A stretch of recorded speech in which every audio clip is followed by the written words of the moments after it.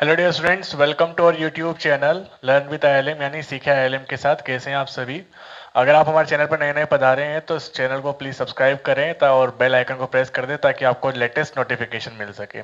आज का हमारा लेक्चर जो है वो सॉलिड स्टेट का पार्ट 6 है। हमने ऑलरेडी पार्ट 5 बना दिया। अगर आपने वो पार्ट 5 नहीं देखे हैं रिमेनिंग के तो आई बटन प्रेस करके आप वो सब देख सकते हैं।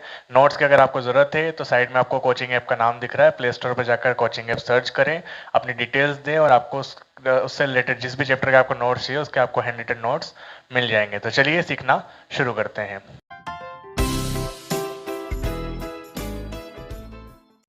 हमने लास्ट लेक्चर के अंदर जो हमने सॉलिड स्टेट के अंदर बात की थी वो हमने बात की थी क्लोज पैकिंग यानी निबिड संकुलन के बारे में। हमने वहां पर 1D और 2D क्लोज पैकिंग यानी 2D तक हमने निबिड संकुलन पढ़ लिया था। तो वहां पर हमने बेसिक से क्या क्या बातें करी थी। एक तो हमने करी थी कोऑर्डिनेशन नंबर के बारे में यानी उपसय संयोजन संख्या के बारे में, वो भी हमें ध्यान रखनी है। आज हम जो पढ़ने वाले हैं वो हमें पढ़ना है 3D क्लोज पैकिंग यानी कि त्रिविमीय निबिड संकुलन। और मैंने आपको लास्ट लेक्चर के अंदर बताया था कि 3D जो क्लोज पैकिंग होती है वही एक्चुअल क्लोज पैकिंग होती है। 1D और 2D सिर्फ हम समझने के लिए 1D और 2D को पढ़ते हैं, पर एक्चुअल में कोई सॉलिड के अंदर 1D या 2D क्लोज पैकिंग नहीं होती। मैंने आपको लास्ट लेक्चर के अंदर ये भी बताया था कि जैसे आप 1D से 2D पर मूव करोगे तो एक से दो स्ट्रक्चर बनते हैं, दो तरीके की क्लोज पैकिंग बनती है। सिमिलरली अगर हम 2D से 3D पे जाएंगे तो हर एक स्ट्रक्चर से दो तरीके की नई पैकिंग बनेगी। तो आज हम बात करने वाले हैं 3D के अंदर सबसे पहला 3D स्क्वायर क्लोज पैकिंग यानी कि 3D वर्गाकार निबिड संकुलन। हमने 2D के अंदर दो तरीके के निबिड संकुलन यानी क्लोज पैकिंग देखी थी। एक देखी थी हमने स्क्वायर वर्गाकार वाली और एक हमने देखी थी षटकोणी यानी कि हेक्सागोनल। तो फर्स्ट हमने क्या बोला था, स्क्वायर वाली यही थी शायद। अगर आप ढंग से देखें तो इस तरीके की हमने लेयर बना दी थी पूरी, एक के सामने एक एटम से ए टाइप अरेंजमेंट था और पूरी एक लेयर बना दी थी हमने। अब हम इस लेयर की हेल्प से ही 3D पर जाएंगे। ये तो क्या है 2D है, देखो 1 इधर और एक्स एक्सिस इधर है, वाई एक्सिस इधर है, 2 डायमेंशनल था ये। इससे हमको क्या बनाना है 3 डायमेंशनल। तो हम पहले स्क्वायर से 3 डायमेंशनल बनाएंगे, फिर हम हेक्सागोनल से यानी कि षटकोणी से 3 डायमेंशनल बनाएंगे। तो हमारे पास 4 तरीके के अरेंजमेंट मिलेंगे 3D के अंदर आपको। तो शुरू करते हैं हम 3D स्क्वायर क्लोज पैकिंग कैसे करेंगे उसको देखते हैं। यहाँ पर हमने जो बना रखा है ये आपका 2D स्ट्रक्चर है। ये कौन सा है आपका 2D स्ट्रक्चर है। हमने 1D से 2D कैसे बनाया था, हमने 1D में पंक्ति यानी कि लाइंस ली थी और लाइंस को हमने क्या करा था रिपीट करा था। सिमिलरली जब हम 2D से 3D मूव करेंगे तो ये एक लेयर है ना। ये कौन सी लेयर है आपकी, स्क्वायर क्लोज पैक्ड एक लेयर है यानी कि वर्गाकार निबिड संकुलित एक परत बनी हुई है। इस परत की हमको क्या करनी है, पुनरावृत्ति यानी रिपीटेशन करना है। अब कैसे करेंगे, तो सपोज करो हम इससे दो स्ट्रक्चर बनेंगे, ये भी मैंने आपको बता दिया। तो हम फर्स्ट वाला देख रहे हैं कैसे हो सकता है। तो ये एक लेयर है आपके पास में, क्या स्क्वायर है क्या, तो आप बोलोगे हाँ सर स्क्वायर है बिल्कुल ठीक है। अब हमको क्या करना है, रिपीटेशन करना है अगेन सिमिलर टाइप की लेयर का। अब वो रिपीटेशन दो तरीके से हो सकता है, तो हम फर्स्ट वाला देख रहे हैं फिर हम सेकंड वाला देखेंगे कैसे हो सकता है रिपीटेशन।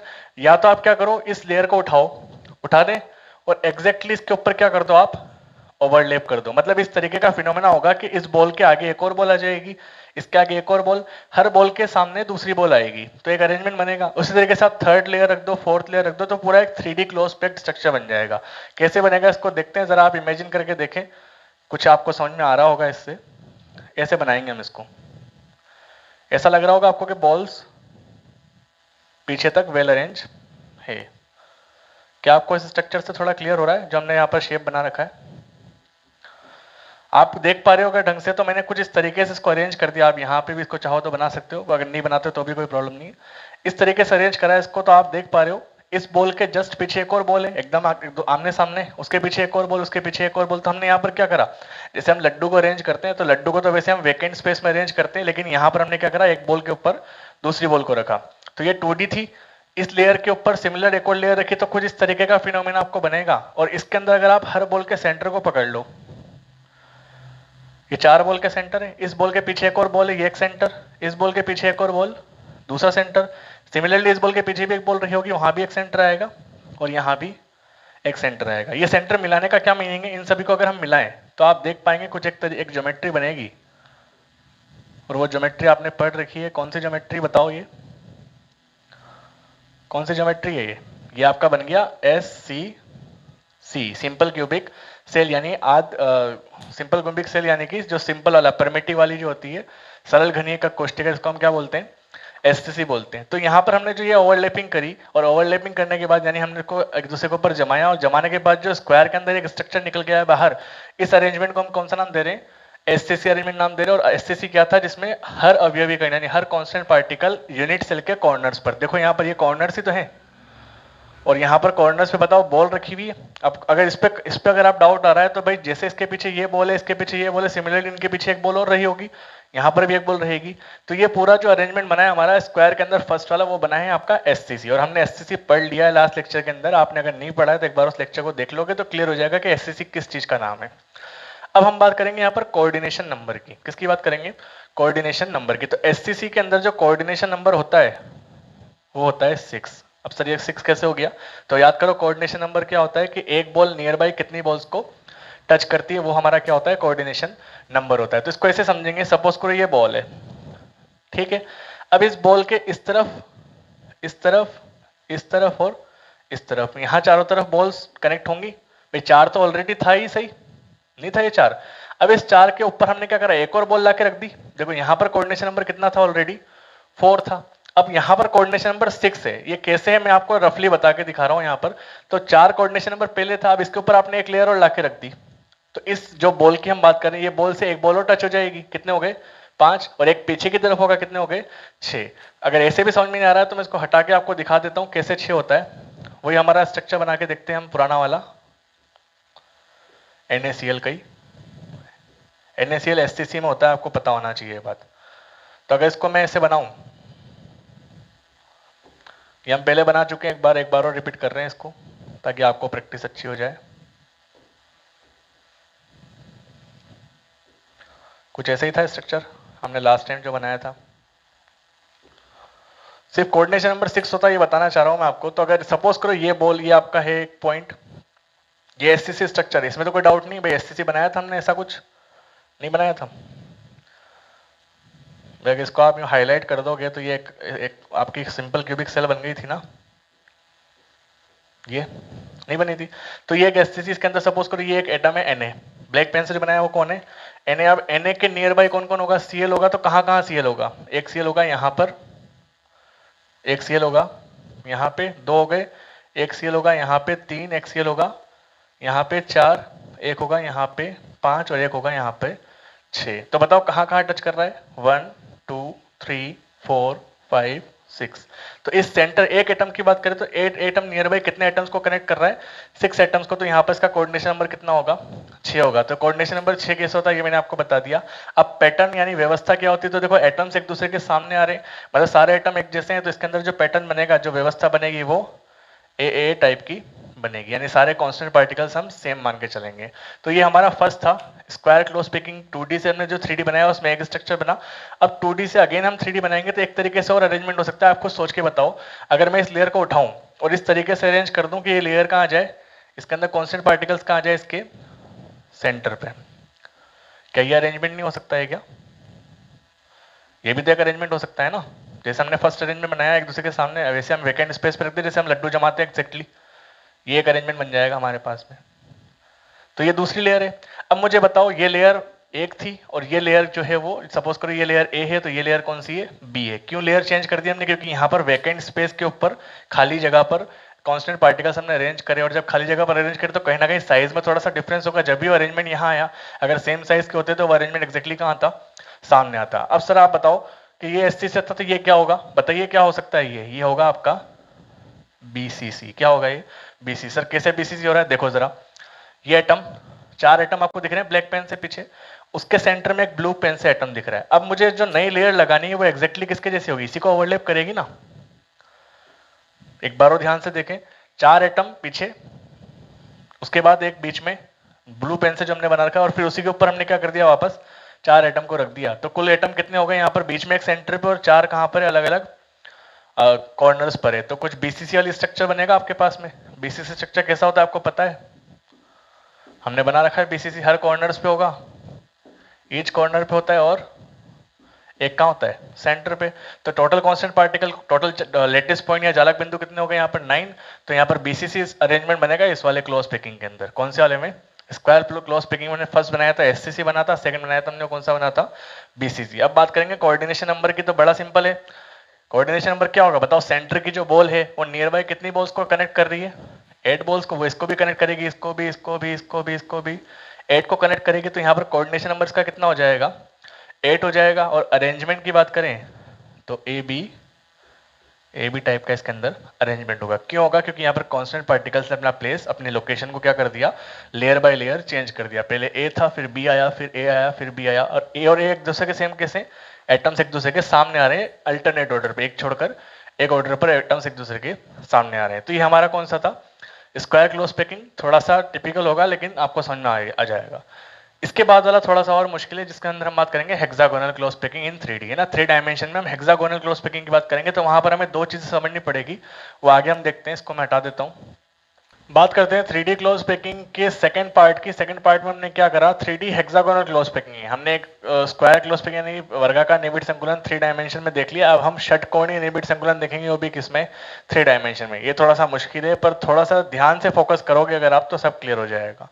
इसमें करना क्या हमको, देखो ये आपका षटकोणीय यानी कि हेक्सागोनल क्लोज पैकिंग थी किसमें, 2D के अंदर, जहां हमने यहाँ पर हेक्सागोन बनाया था यानी षटकोण बना दिया था। तो ये 2D एक लेयर है, वही हमारा कहानी सेम रहेगी। ये आपका क्या है, लेयर यानी कि परत। अब हमें करना क्या है, ये भी आपको पता है कि लेयर बाय लेयर आपको क्या करना है, लेयर के ऊपर एक और लेयर, फिर एक और लेयर जमानी है, ठीक है। तो यहाँ पर हम लेयर बाय लेयर काम करेंगे, पर हम इसको अलग तरीके से पढ़ने वाले हैं। कैसे पढ़ेंगे हम, ये आपकी फर्स्ट लेयर है। अब इस फर्स्ट लेयर के ऊपर जब आप सेकंड लेयर को रखते हो, तो सेकंड लेयर को रखने के दो तरीके होते हैं। इन दोनों तरीकों को हम साथ में डिस्कस करेंगे, समझना। हम क्या कर रहे हैं, यहाँ पर फर्स्ट लेयर पर सेकंड लेयर को क्या कर रहे हैं, सुपर इम्पोज कर रहे हैं, यानी कि अध्यारोपित कर रहे हैं, यानी उसको हम ढकना चाहते हैं। दो लेयर करनी है हमको, फर्स्ट लेयर के ऊपर सिमिलरली सेकंड लेयर को हमने रखना है। तो जब हम सेकंड लेयर को रखते हैं तो दो तरीके की वॉइड्स जनरेट होती है, यानी कि रिक्तियां जनरेट होती है। एक होती है चतुष्फल की, जिसको हम टेट्राहेड्रल वॉइड बोलते हैं। एक होती है अष्टफल की, इसको हम क्या बोलते हैं, ऑक्टाहेड्रल वॉइड। अब ये किस तरीके से होता है इसको समझना है। तो मैं बात जो समझाना चाह रहा हूं आपको, क्या आपको क्लियर हो गई बात। हम अभी क्या कर रहे हैं, फर्स्ट लेयर के ऊपर सेकंड लेयर रख रहे हैं, फिर हम थर्ड लेयर को सुपर इम्पोज करने की कोशिश करेंगे, तब जाकर हमारी क्लोज पैकिंग कंप्लीट होगी। तो हम सबसे पहले समझना चाहते हैं कि दो रिक्तियां यानी कि दो वॉइड्स ये जो है, ये कैसे होती है, कैसे बनती है। तो देखें, सबसे पहले हम क्या कर रहे हैं, मैं आपको सबसे पहले टेट्राहेड्रल वॉइड के बारे में बात करूंगा, देन हम बात करेंगे किसके बारे में,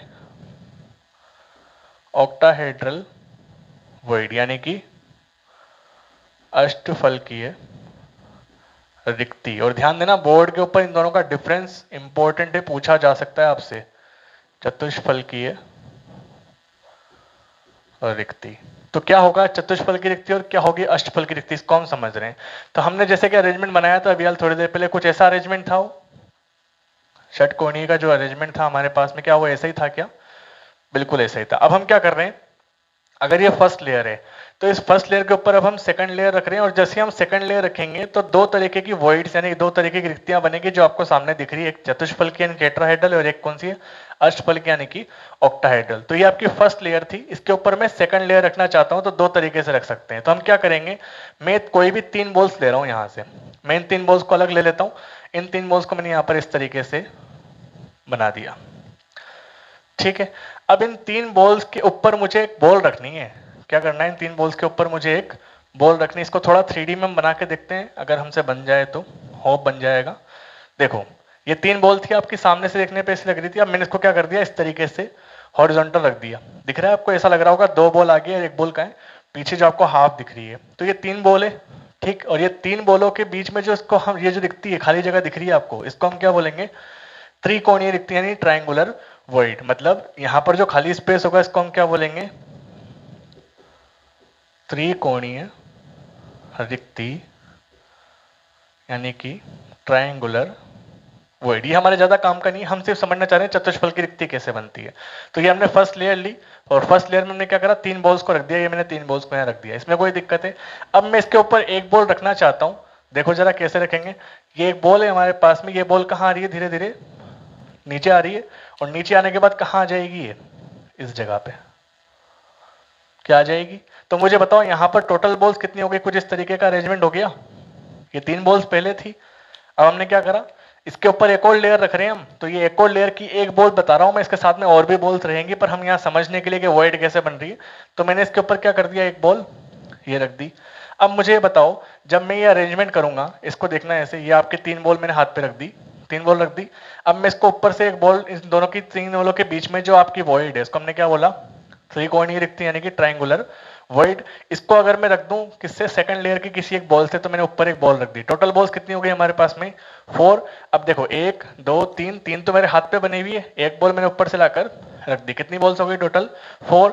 अब मुझे बताओ जब अगर मैं इसको नीचे से देखूंगा तो मुझे यहाँ पर खाली जगह दिखाई देगी क्या, बिल्कुल यहाँ पर कुछ वैकेंट स्पेस तो होगा ना भाई। इस त्रिकोणीय रिक्ति के ऊपर मैंने बॉल ला के रखी और मैं पीछे से देख रहा हूँ, जैसे यहाँ पर त्रिकोणीय रिक्ति थी, इसके ऊपर हमने बॉल रखी और हम पीछे से देखना चाह रहे हैं, तो यहाँ पर एक आपको वॉइड यानी खाली जगह दिखेगी। इस वॉइड को ही हम क्या बोलते हैं, चतुष्फलकीय रिक्ति, चतुष्फलकी यानी टेट्राहेड्रल वॉइड। चतुष्फलकी क्यों बोलते हैं, क्योंकि जब आप इसका स्ट्रक्चर बनाते हो तो कुछ ऐसा स्ट्रक्चर बनता है जिसमें 4 फलक बन जाते हैं। अगर आपने कार्बन का संकरण पढ़ा है, अगर आपने CH4 की ज्योमेट्री पढ़ी है तो चतुष्फलकी यानी टेट्राहेड्रल होती है, उसकी अगर ज्योमेट्री देखोगे तो कुछ इस तरीके की होती है। वहां पर आपके 4 फलक बनते हैं, 2 ये रहे और 2 इसके पीछे होंगे, इसलिए हम इसको क्या बोलते हैं, चतुष्फलकी यानी टेट्राहेड्रल। इसमें कोई डाउट है? तो हम क्या कर रहे हैं, फर्स्ट लेयर के ऊपर सेकंड लेयर को रख रहे हैं, और जैसे हम फर्स्ट लेयर के ऊपर सेकंड लेयर को रखते हैं तो 2 तरीके की वॉइड्स जनरेट होती है, वही मैं आपको समझा रहा हूँ। फर्स्ट आपकी कौन सी हो गई, चतुष्फलकी। अब सेकंड कौन सी हो सकती है, अष्टफलकी यानी कि ऑक्टाहेड्रल। वो कैसे होगी, देखो अगेन मैं ये 3 बॉल्स ले रहा हूं यहां पर, ये मैंने 3 बॉल्स आपकी ले ली। अब हमें करना क्या है, इन 3 बॉल्स के ऊपर पहले हमने सिर्फ एक बॉल रखी, वो भी इसकी वॉइड पे, जिसको हमने क्या बोला, त्रिकोणीय रिक्ति। त्रिकोणीय रिक्ति के ऊपर यानी कि ट्रायंगुलर वॉइड के ऊपर जब हमने एक बॉल रखी तो एक नई वॉइड जनरेट हुई, जिसको हमने क्या बोला, टेट्राहेड्रल। तो यहाँ पर 2 लेयर्स बन चुकी है, 1 एंड 2, 1 एंड 2, 2 लेयर्स हो गई। अभी हम 2 लेयर्स पे ही बात करें, थर्ड लेयर पर जब हम जाएंगे तो आगे बात करेंगे। अष्टफल की रिक्ति कैसे बनेगी, तो हमें करना कुछ नहीं है, वही आपकी 3 बॉल लेनी है, षटकोणी की 3 बॉल हमने ली। इनके ऊपर हमको क्या करना है, एक बॉल नहीं रखनी, हमको इसके अंदर अरेंजमेंट को घुमाते हुए 3 बॉल्स अगेन रखनी है। कैसे रखनी है, देखो जरा, अरेंजमेंट घुमाने का मतलब कुछ ऐसा है, दिख रहा है आपको, ये 3 बॉल्स है, ये 3 बॉल में क्या अरेंजमेंट है, देखो 2 बॉल आगे 1 बॉल पीछे, और ये 3 बॉल है, 1 बॉल आगे 2 बॉल पीछे। थोड़ा और इजी बना देते हैं इसको, ये कुछ इस तरीके से लग रहा है आपको ऐसा कि यहाँ 3 बॉल्स हैं, ये 3 बॉल है, 1 2 3, ये भी 3 बॉल है, 1 2 3, यहाँ पर 2 बॉल आगे, यहाँ पर 1 बॉल आगे। अगर इन दोनों को हम इस तरीके से अरेंज कर देंगे, और इस तरीके से अरेंज करने के बाद देखो 2 लेयर हो गई, ये लेयर फर्स्ट थी और ये लेयर सेकंड थी। दोनों लेयर को हमने जब लगाया, और जब हम ऊपर से देखें चाहे नीचे से देखें, दोनों तरफ से आपको जो वैकेंट स्पेस, खाली जगह दिखेगी, वो वैकेंट स्पेस कौन सा होगा, आपका ऑक्टाहेड्रल वॉइड। कुछ इस तरीके से बात होने वाली है, जैसे आपकी ये 3 बॉल्स थी ऐसे, हमने इसके ऊपर दूसरी लेयर लगाई, कुछ इस तरीके से अरेंजमेंट हमने चेंज कर दिया।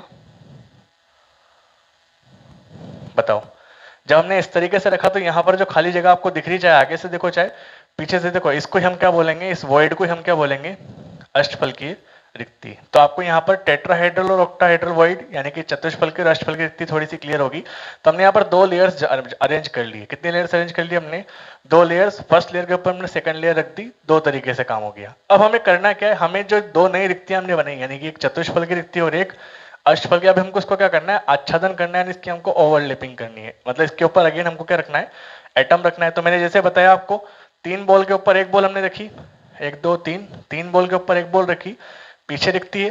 इसके ऊपर भी मैं अगर बॉल रख दूं तो बताओ तीसरी लेयर आ गई ना, यहाँ पर नहीं आई, एक नीचे बॉल, 3 बॉल यहाँ और एक ऊपर बॉल, तो कितनी अरेंजमेंट हो गई, यहाँ पर 3 लेयर्स बन चुकी है। ये आपका होता है चतुष्फलकी रिक्ति का आच्छादन।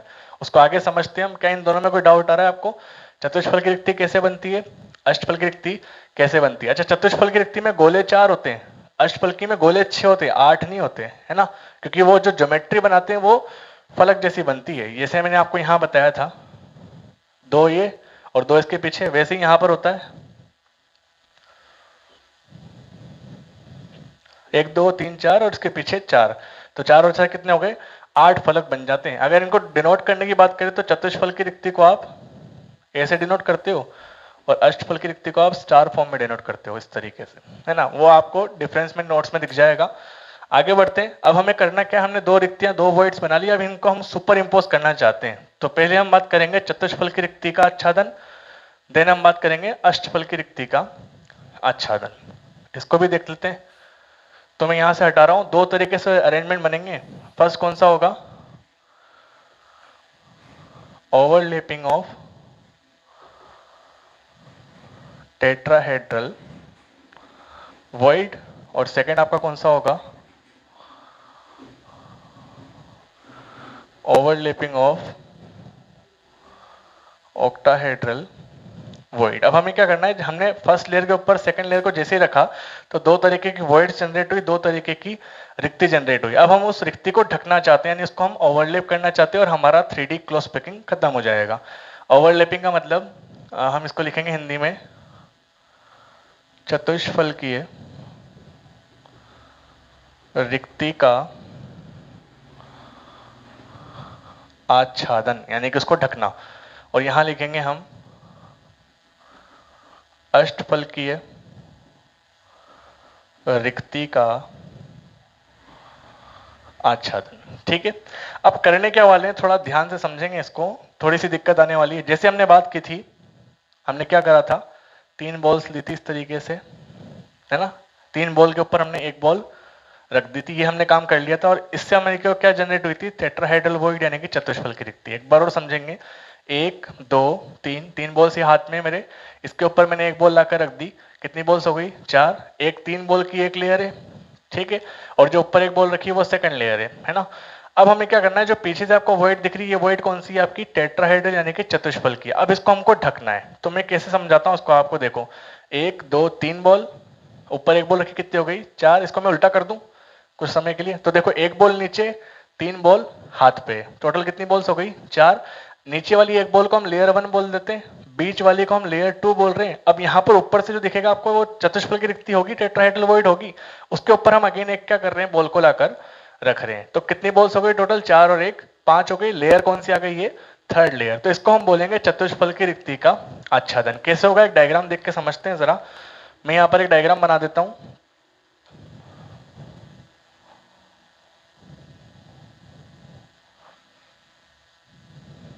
ये एक डायग्राम है, बताओ ये षटकोणी है भाई, षटकोणी है ना, ये षटकोण बन रहा है नहीं बन रहा। और इस बीच वाली बॉल के ऊपर फोकस करना, ठीक है। और मैंने यहां पर क्या रख दी, आपकी 3 बॉल्स रख दी इस तरीके से, कोई दिक्कत,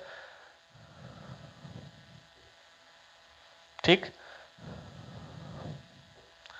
और यहां पर हमने क्या करा, नीचे भी इस तरीके से अरेंजमेंट जमा दिया।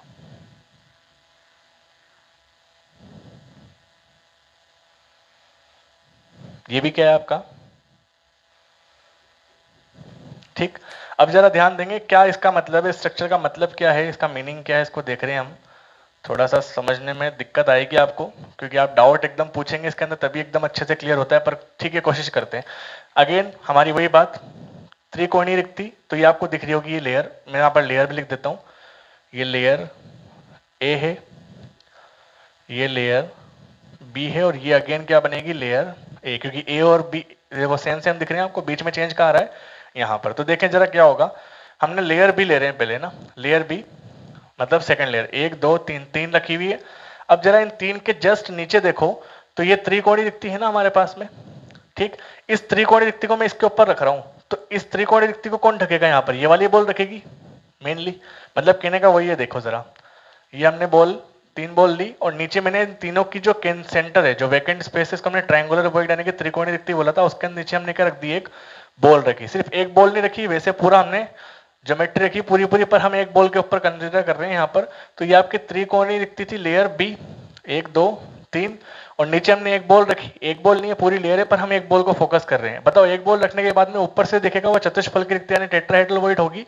अब उस चतुष्फल की रिक्ति के ऊपर अगेन हम क्या रख रहे हैं, एक बॉल रख रहे हैं। तो जरा देखो, इस लेयर को मैं इसके ऊपर जमाऊंगा, और फिर ये वाली बॉल किसके ऊपर आ जाएगी, एग्जैक्टली इन दोनों के ऊपर जो चतुष्फल की रिक्ति बनी थी, इन दोनों के कॉम्बिनेशन से, उसको ढकने का काम किसने करा, इस लेयर ने करा। तो इसको हम बोलेंगे चतुष्फल की रिक्ति का आच्छादन, यानी कि ओवरलैपिंग ऑफ टेट्राहेड्रल वॉइड। एक बार और रिपीट कर रहा हूं मैं, जैसे हमने चतुष्फल की रिक्ति बनाई थी, 1 2 3, ऊपर एक बॉल, कितनी हो गई, 4। इसको घुमा देते हैं, तो नीचे एक बॉल है, 3 बॉल यहां पर है, नीचे एक बॉल, 3 बॉल ऊपर। अब हमने जो ऊपर से देखा तो चतुष्फल की रिक्ति यानी टेट्राहेड्रल वॉइड है, इसको भी हमें क्या करना है, ढकना है। तो ये ढकने का काम कौन सी बॉल कर रही है, ये वाली बॉल इसको ढकने का काम कर रही है। सिर्फ एक बॉल नहीं है, मैं वापस रिपीट कर रहा हूँ, बहुत सारी बॉल्स हैं वहां पर हम सिर्फ एक बॉल को देख के चल रहे हैं। तो क्या हो जाएगा, ये ओवरलैपिंग ऑफ टेट्राहेड्रल वॉइड। क्या इसमें कोई दिक्कत आई किसी को? अगर दिक्कत आए तो कमेंट करके बता देना, नेक्स्ट लेक्चर में एक बार और अच्छे से क्लियर कर लेंगे। और मैं लास्ट में एक वीडियो डाल दूंगा इसका लेक्चर के लास्ट में, ताकि आपको और अच्छा इमेजिनेशन करने में ईजी होगा। नेक्स्ट बात करते हैं किसकी, ओवरलैपिंग ऑफ टेट्राहेड्रल बड़ी सिंपल है। देखो जरा, इसमें भी हमको वही स्ट्रक्चर बनाना है।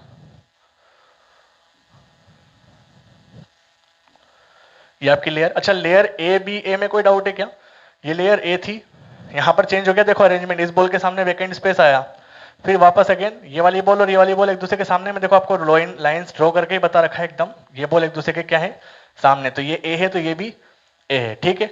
अच्छा इसकी बात करते हैं, तो यहां पर हमने क्या रखा था, एक ट्रायंगुलर वॉइड थी, त्रिकोणीय रिक्त थी, ये दूसरी ट्रायंगुलर वॉइड थी, और लास्ट में हमने क्या रख दिया था,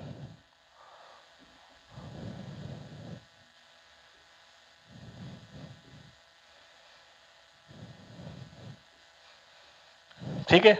तो ये आपका हेक्सागोनल था, ये भी आपका क्या है, षटकोण, हेक्सागोन। फोकस करेंगे किस पे, इस वाली बॉल पे और इस वाली बॉल पे, तो वापस लेते हैं, ये लेयर ए है, ये लेयर बी है, ये लेयर सी है, और ये लेयर अगेन कौन सी है, ए। देखें जरा वापस क्या होता है, हमने अष्टफल की रिक्त यानी ऑक्टाहेड्रल वॉइड कैसे बनाई थी, तीन बॉल्स हमने इस तरीके से अरेंज करी, एक आगे दो पीछे, उसके ऊपर तीन बॉल्स और रखी, दो आगे एक पीछे, अरेंजमेंट चेंज कर, जैसे यूं था तो उसको हमने यूं करके दो बॉल्स, तीन बॉल की इस तरीके से हमने अरेंजमेंट जमा दी, और जब भी हमने जमाया, इन दोनों को हमने जब जमाया तो ऊपर से देखने पे और नीचे से देखने पे एक वॉइड जनरेट हुई, जिसको हमने क्या बोला था, ऑक्टाहेड्रल वॉइड यानी कि अष्टफल की रिक्ति। अब हम उस ऑक्टाहेड्रल वॉइड को क्या करना है, ढकना है, यानी कि ओवरलैप करना है। तो आप ऊपर से भी कर सकते हो और नीचे से भी। जब इन दोनों बॉल्स को हम मिला देंगे तो ऑक्टाहेड्रल वॉइड बन जाएगी, ये तीन बॉल्स और ये तीन बॉल्स को हम मिलाएंगे तो ऑक्टाहेड्रल वॉइड बनेगी। और इस वॉइड के जस्ट नीचे देखो, ये वाली बॉल क्या नीचे से ढक देगी उसको, और ये वाली बॉल क्या ऊपर से ढक देगी, तो इसको हम बोलेंगे ओवरलैपिंग ऑफ अष्टफलकीय रिक्ति यानी कि ऑक्टाहेड्रल वॉइड। अब इसके कोऑर्डिनेशन नंबर की बात करते हैं, तो इसके अंदर कोऑर्डिनेशन नंबर आपका कितना होता है, 12। इसके अंदर भी कोऑर्डिनेशन नंबर कितना होता है आपका, 12। और जितना अच्छा कोऑर्डिनेशन नंबर होगा, जितना अच्छा कोऑर्डिनेशन नंबर का सॉलिड उतना ही अच्छा बनेगा। इसको हम HCP बोल देते हैं, और इसको हम HCP के अलावा FCC, है ना, जैसे हमने SCC BCC बनाया था, वैसे ये वाला अरेंजमेंट जो है हमारा अष्टफल रिक्तियों का आच्छादन सबसे बेटर अरेंजमेंट माना जाएगा। इसको हम क्या बोलेंगे, कौन सा अरेंजमेंट है ये, FCC अरेंजमेंट है। अच्छा एक चीज और, लेयर ABC में कोई डाउट है, यहाँ पर A, यहाँ B, यहाँ A, लेकिन यहाँ पर क्या हुआ देखें जरा, अगर ये A लेयर है तो इस वाले एटम के जस्ट अपोजिट है ये, ठीक, और इन तीनों के अपोजिट ये है, तो इन तीनों में कोई सिमिलरिटीज नहीं आ रही, एटम्स एक दूसरे के सामने नहीं आ रहे हैं, तो ये A है, ये B है और ये C है। लेकिन आप ढंग से देखें अगर, तो ये वाली बॉल और ये वाली बॉल एक दूसरे के एग्जैक्टली क्या है, सामने है, तो ये आपका कौन सा है, अष्टफल की रिक्ति यानी ऑक्टाहेड्रल वॉइड का ओवरलैपिंग है। तीन बॉल्स हमने रखी, अरेंजमेंट चेंज करके तीन बॉल्स और रखी, ऊपर से देखने और नीचे से देखने पे कौन सी वॉइड बन रही है, वो ऑक्टाहेड्रल वॉइड, और ऑक्टाहेड्रल वॉइड के ऊपर भी एक बॉल रख दो, नीचे भी एक बॉल रखो, इसको हम बोलेंगे close overlapping of octahedral void यानी कि अष्टफल की रिक्ति का आच्छादन। तो ये आपका चतुष्फलकी का आच्छादन हो गया, ये आपका अष्टफलकी का। अब एक चीज और होती है, आगे हम नेक्स्ट टॉपिक हमारा वही है, वो है क्लोज पैकिंग यानी कि संकुलन दक्षता। क्लोज पैकिंग क्या होती है, संकुलन दक्षता क्या होती है, इसको हम नेक्स्ट टॉपिक में समझेंगे। पर संकुलन दक्षता से आप ये समझ लो, जितनी ज्यादा संकुलन दक्षता होगी उतना अच्छा सॉलिड माना जाएगा, ठीक है। अब होती क्या है संकुलन दक्षता, वो हम नेक्स्ट लेक्चर के अंदर बात करेंगे। तो यहाँ पर इन दोनों की जो हमने बात की, इन दोनों की संकुलन दक्षता होती है 74%। कितनी होती है, 74%। तो यहाँ पर इसकी संकुलन दक्षता कितनी होगी, समन्वय संख्या कितनी होगी, 74%। इससे पहले हमने SCC भी बनाया था और BCC भी बनाया था। SCC की समन्वय संख्या संकुलन दक्षता होती है 52.54% और इसकी होती है 68%। ये सब हम आगे डिराइव करने वाले हैं, पर आप यहीं पे एक आइडिया लेके चलेंगे। तो हमने यहाँ पर क्या करा, चतुष्फल की रिक्ति बनाई, उसका आच्छादन कर दिया, layer first, layer second, layer third, ठीक है। तीन लेयर हमने बनाई यहाँ पर इसको बोला A, इसको B और इसको A, और यहाँ पर ABCA। तो पैटर्न अगर बोलेंगे तो यहाँ पर कौन सा पैटर्न है, AB और यहाँ पर कौन सा पैटर्न है, ABC एंड सो ऑन, लगातार चलता रहेगा आगे तक। तो ये हमारा 3D क्लोज पैकिंग था। ज्यादा इंपॉर्टेंट टॉपिक नहीं है, बोर्ड में ज्यादा क्वेश्चंस नहीं आते, बस क्वेश्चंस आते हैं तो कोऑर्डिनेशन नंबर यानी समन्वय संख्या या उपसय संख्या से आ जाते हैं, पैकिंग एफिशिएंसी से आ जाते हैं, नंबर ऑफ बॉल्स। लेकिन एक चीज ध्यान रखनी है आपको, चतुष्फल की अष्टफल की रिक्तियों में डिफरेंस, ऑक्टाहेड्रल वॉइड और टेट्राहेड्रल वॉइड में डिफरेंस आपको ध्यान रखना है। एक छोटा सा फॉर्मूला यहाँ पर होता है हमारे पास में, एक फॉर्मूला हमारे पास में होता है जिससे भी कुछ क्वेश्चंस आने की प्रोबेबिलिटी होती है, वो भी आपको ध्यान रखनी है। फॉर्मूला होता है हमारे पास में त्रिज्य अनुपात का त्रिज्य small are upon capital are is equal to 0.225,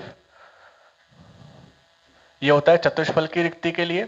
और similarly small are upon capital are is equal to 0.414, ये होता है किसके लिए? अष्टफल की। त्रिज्य अनुपात मतलब रेडियल रेशो, ठीक है, रेडियल रेशो, जहां पर रेडियल रेशो में आर इज इक्वल टू क्या होता है? स्मॉल आर होता है रिक्ति की त्रिज्या और कैपिटल आर क्या होता है? गोले की त्रिज्या, यानी कि radius of void and radius of sphere, ठीक है भाई। हमने जैसे जैसे हमने रिक्ति बनाई, वॉइड बनाई, तो यहां पर वॉइड का रेडियस और गोले का रेडियस का जो रेशियो है वो 0.225 होता है किसके अंदर? चतुष्फलकी के अंदर। और 0.414 होता है किसके अंदर? अष्टफलकी के अंदर, ठीक है। तो ये आपको ध्यान रखना है, ये फॉर्मूला जनरली क्वेश्चन आ जाता है। कई बार आपको बॉल का रेशियो दे दें और आपसे पूछते हैं चतुष्फल की रिक्ति का रेशियो बताओ, यानी टेट्राहेड्रल वॉइड का रेशियो बताओ। तो ये रिक्ति वॉइड समझ में आ गई आपको बात। ये दो फॉर्मूले भी इंपॉर्टेंट, इसको हम त्रिज्या अनुपात बोलते हैं, small are upon capital r, ठीक है। ये रेशियो आपको ध्यान रखना है, रिलेशन याद रखना है, डिफरेंस में भी ये रिलेशन आपके काम आ सकता है। तो अगर लेक्चर अच्छे समझ में आया है तो लाइक कमेंट फटाफट सब्सक्राइब कर दो और शेयर कर दो। और आगे के लेक्चर्स आपके कंटिन्यूसली बनते जा रहे हैं, हम 3 चैप्टर पूरे कवर कर देंगे लॉकडाउन के अंदर अंदर, ठीक है। अगर वीडियो अच्छा लगा है तो लाइक कमेंट सब्सक्राइब कर दो और चैनल को सब्सक्राइब करके शेयर वेयर सब कुछ कर दो, जो भी बन सकता है आप सभी से। Thank you. In such a layer, each particle has 6 immediate neighbors. If the centers of the 6 immediate neighbors of a particle are joined, a regular hexagon is formed. Therefore, this kind of packing in 2 dimensions is called hexagonal close packing. In the hexagonal close packing, very less empty space is left. The empty spaces left are triangular and are called voids.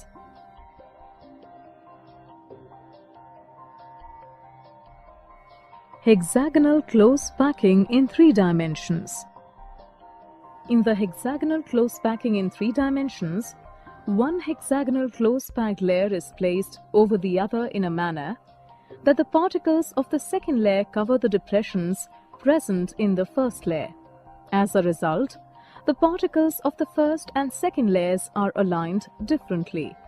Now, at some places, the particles of the second layer cover the triangular voids of the first layer.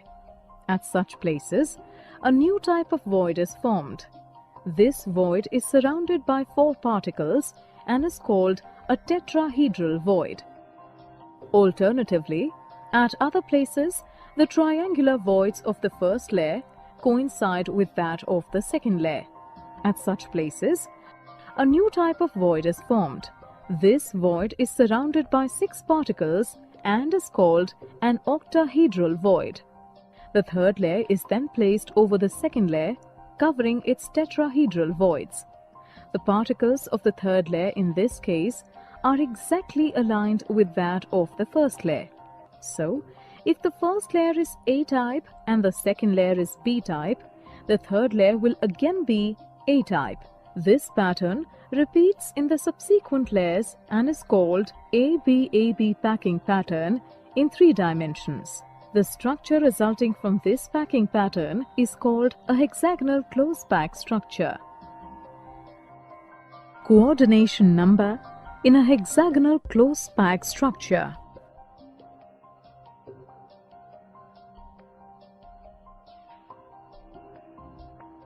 In a hexagonal close pack structure, each particle remains in contact with 12 particles.